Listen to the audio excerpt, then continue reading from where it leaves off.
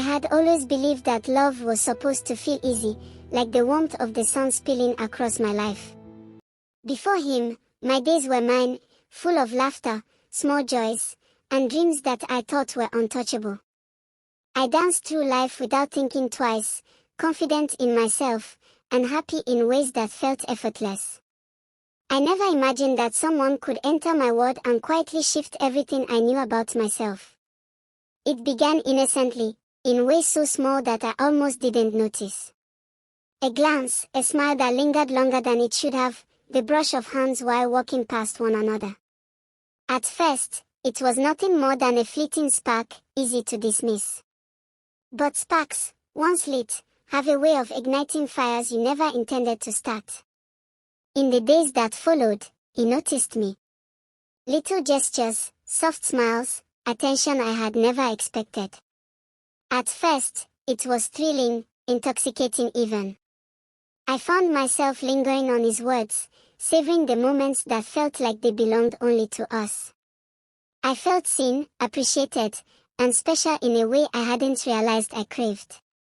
For a while, I allowed myself to be carried by it, believing that this was what love was meant to feel like, effortless, warm, undeniable. Then she appeared, the girl who always seemed to be around him. She laughed at his jokes, shared stories with him that I had never been part of, and carried a comfort in his presence that I had begun to covet. At first, I tried to tell myself it was harmless. She was just his friend, and I had nothing to fear. But every time I saw them together, a small pan of jealousy grew inside me, quiet at first, then insistent. I started comparing myself to her, noticing the way he looked at her, the way he smiled for her, the subtle way his attention seemed more vibrant when she was near. My own reflection felt strange, foreign. I began to doubt myself, my charm, my worth. How could someone I loved so dearly suddenly make me feel invisible? The girl I had once been, the confident, joyful woman, began to shrink under the weight of my fear and envy. Jealousy is a quiet thief. It slips in unnoticed, wraps itself around your thoughts, and convinces you that every smile meant you were failing. It grows in the silence, in the spaces between words, in the moments when you are left alone with your own mind. I replayed every encounter, every laugh, every glance. And slowly, dangerously, my thoughts began to darken. I imagined scenarios I never thought I was capable of imagining. I felt the sting of anger, the ache of inadequacy, and the sudden, frightening desire to reclaim attention in ways that scared even me. One night, standing in the dim light of my bedroom, I realized how close I had come to losing myself completely. My hands shook slightly as I took a step back from the mirror. I wasn't crying, but I could feel the tension in my chest, the storm of emotions that had built for weeks.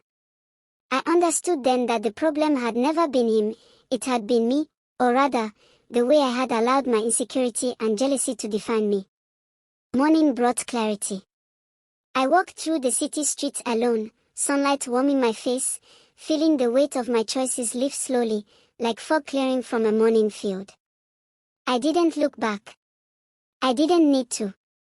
Every step felt like reclaiming the woman I had almost lost. I realized that love should never ask me to shrink, that attention should not define my worth. I had allowed fear to convince me that I was less than I was, and now I would not let it. In the weeks that followed, I rediscovered myself. I laughed freely with friends, walked with confidence through familiar streets, and felt joy seep back into places I thought had been emptied forever. Every small pleasure, the warmth of sunlight, the sound of distant laughter, the rhythm of my own heartbeat, reminded me of the strength I still carried inside. I had survived the storm within myself, and that survival felt like triumph. By the time the sun set one evening, painting the skyline gold, I stood on a rooftop and breathed in the cool air. I felt calm, unshaken, and whole.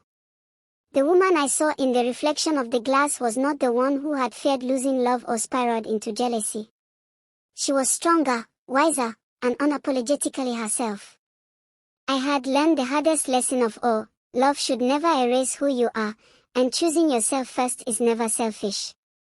I had almost lost myself to emotions I couldn't control, but I survived. I reclaimed my life, my joy, and my freedom.